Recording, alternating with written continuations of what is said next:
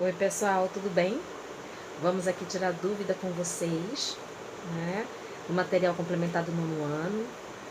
Vou tentar esclarecer como resolver algumas questões. Espero que vocês respondam e participem.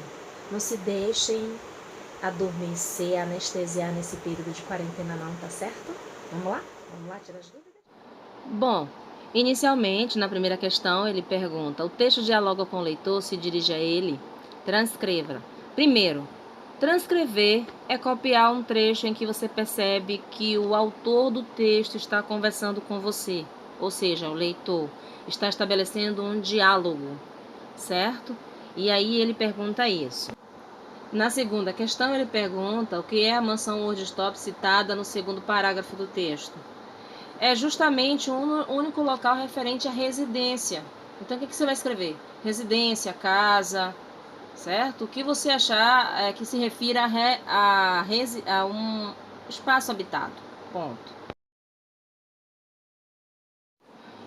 Terceira questão. Pede com relação ao uso das aspas. Quando eu uso aspas? Para fazer referência a palavras novas, palavras inventadas, palavras citadas de outros autores ou de outro texto. Aí o autor do texto quer reforçar que aquela palavra ou aquela expressão não é dele, ou aquele trecho não é dele. Ele trouxe para reforçar o argumento. As aspas são utilizadas para reforçar uma ironia também, para destacar uma ironia, um deboche. Aí a quarta questão pede para você dizer por que, segundo o texto, Newton teve um ano maravilhoso, miraculoso. É a interpretação sua. O que significa ter um ano maravilhoso? Um ser que descobre apresenta para a sociedade uma teoria, com certeza vai ter um ano milagroso, né? Miraculoso, milagroso, maravilhoso. Na quinta questão, ele pede para você falar de neologismo. O que é neologismo? Neo quer dizer novo, inventar novas palavras. Maratonar. Qual é o sentido para você de maratonar?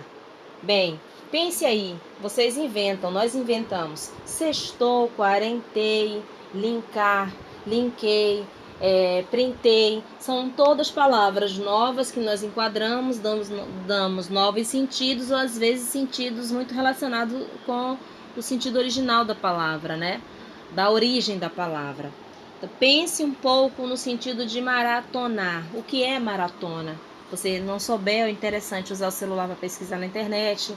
A questão 6, vocês precisam saber o que é a relação de causa e consequência. Toda ação ela gera uma consequência, toda atitude, toda palavra ela tem uma consequência, todo conhecimento gerado para o mundo ele gera uma consequência.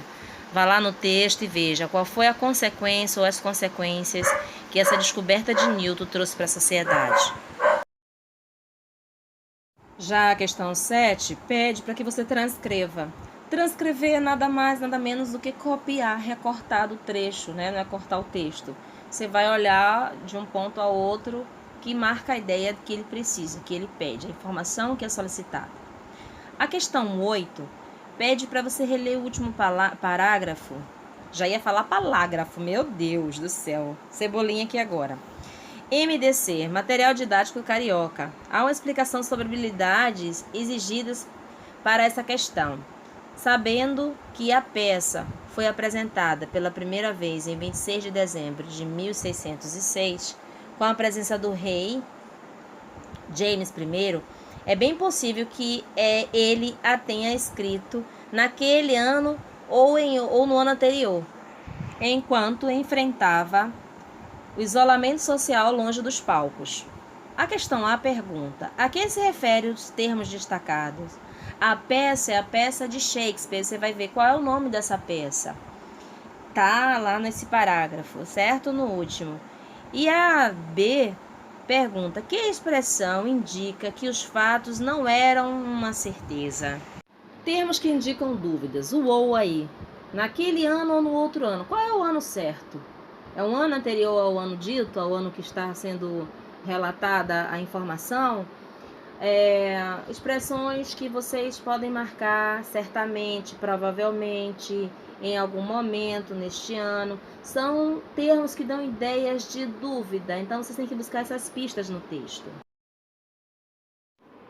Grande beijo para vocês. Saudades!